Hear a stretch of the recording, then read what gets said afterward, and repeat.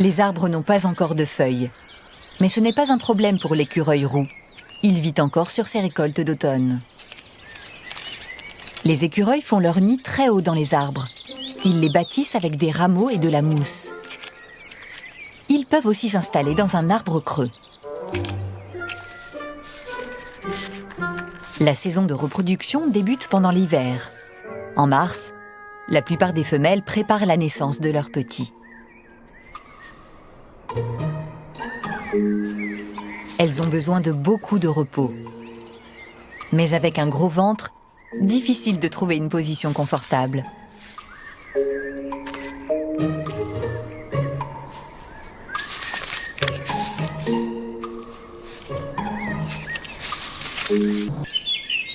La femelle écureuil a fait de son creux d'arbre un nid douillet.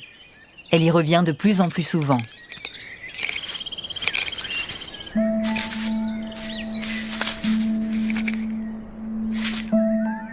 Le grand événement approche.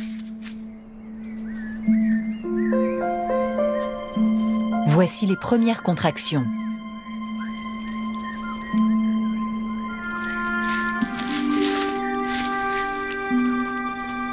La mise bas a commencé.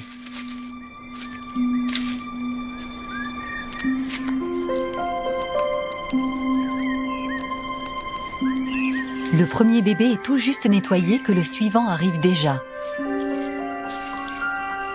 Les petits écureuils viennent au monde la queue la première.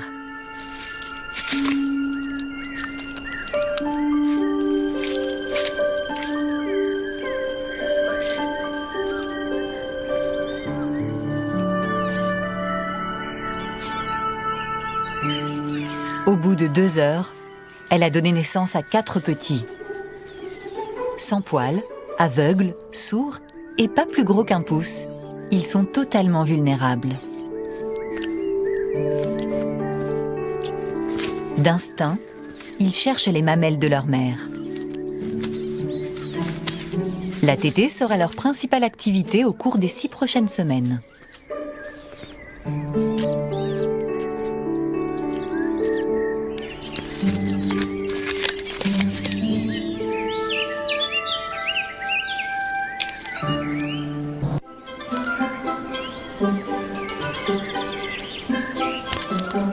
La mère écureuil est sous pression. Elle s'occupe seule de ce petit monde. Et c'est une tâche très délicate. Les petits ont 5 semaines. Il devient difficile de les empêcher de faire des bêtises. Et le nid est trop exigu.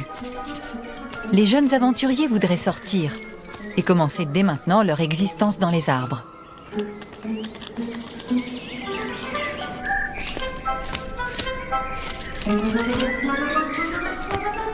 Toute cette agitation les fatigue et leur donne faim. Ils ont besoin de manger toutes les 2 heures.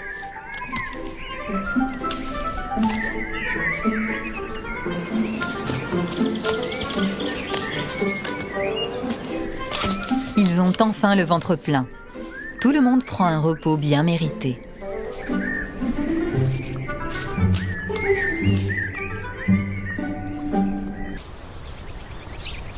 Ils se pavanent, la poitrine gonflée et la tête haute, prêts à s'accoupler.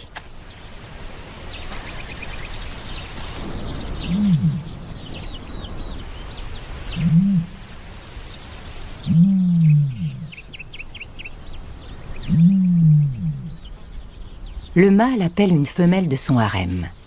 L'autruche ne chante pas comme les autres oiseaux. Les sons qu'elle émet ressemblent davantage à des sifflements, des grognements ou des mugissements. Les premiers chasseurs européens ont souvent pris ce bruit pour le rugissement d'un lion. Le mâle est parvenu à ses fins. Il a attiré l'attention de la femelle.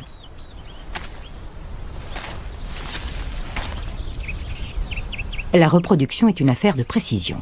Les petits doivent naître avec le retour de la pluie. Mais la parade nuptiale est complexe et elle dure parfois 2 longues semaines. Avec de petits battements d'ailes, la femelle incite le mâle à la prendre en chasse. En le menant ainsi par le bout du nez, elle teste sa vitesse et son agilité.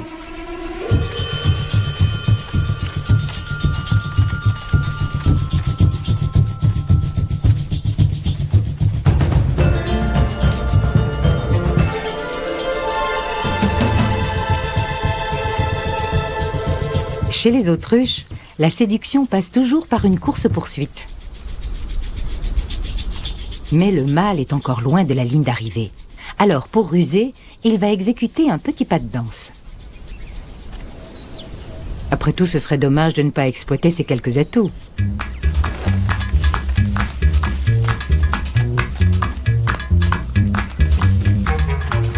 Pour impressionner la belle, il doit lui en mettre plein la vue. Et il ne recule devant rien.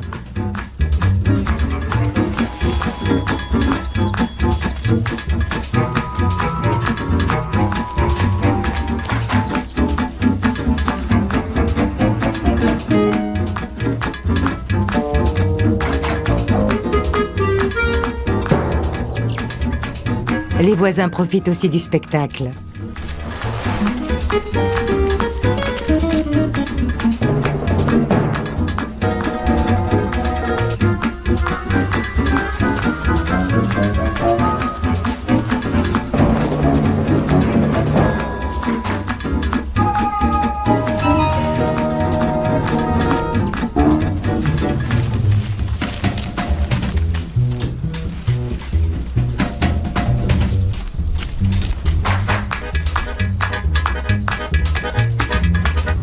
L'ambiance est à la fête, mais le désert du Namib est impitoyable.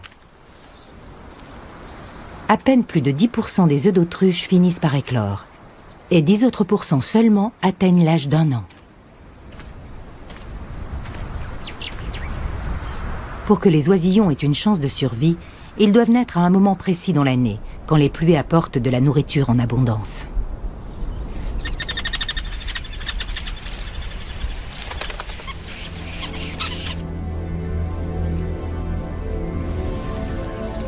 Alors que la température rafraîchit en cette fin de journée, le mâle s'apprête à se donner à nouveau en spectacle.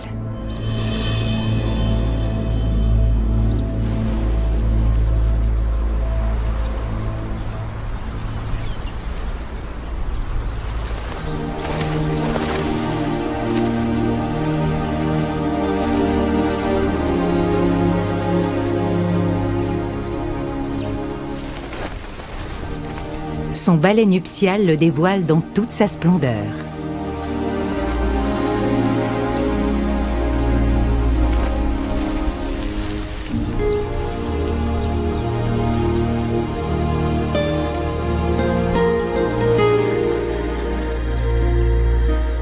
Au XIXe siècle et jusqu'à la Seconde Guerre mondiale, les Européens se sont arrachés les plumes d'autruche qui se vendaient à prix d'or.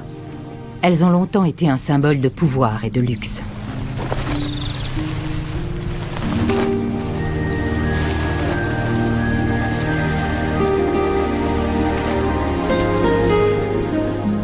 Les plumes n'ont pas perdu de leur superbe. Elles rendent un mâle irrésistible.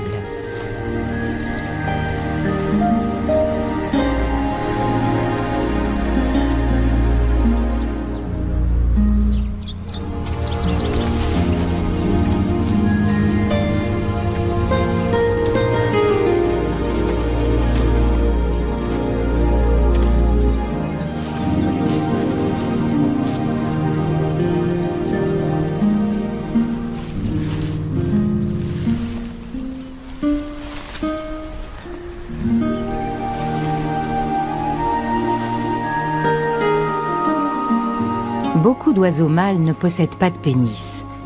Le mâle et la femelle ont chacun un orifice appelé cloaque.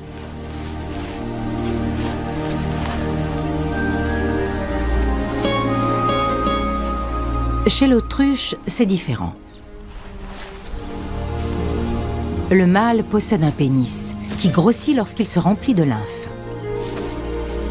Sa taille est conséquente, à l'échelle de cet oiseau géant.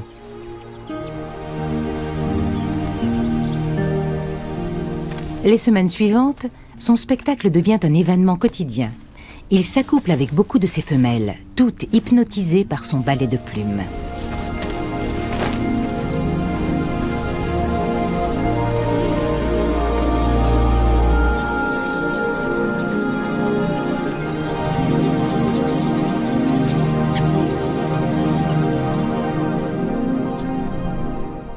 les ratels apprennent l'art de la défense.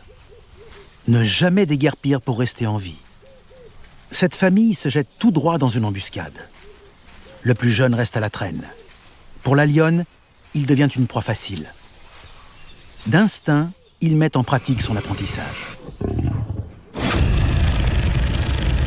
Ce comportement est caractéristique, l'attaque à reculons. La stratégie d'un David face à un Goliath.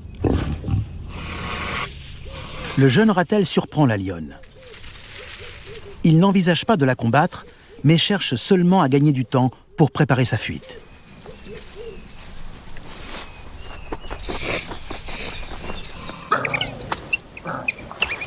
Lorsqu'il croise une meute de lycaons, la plupart des animaux détalent.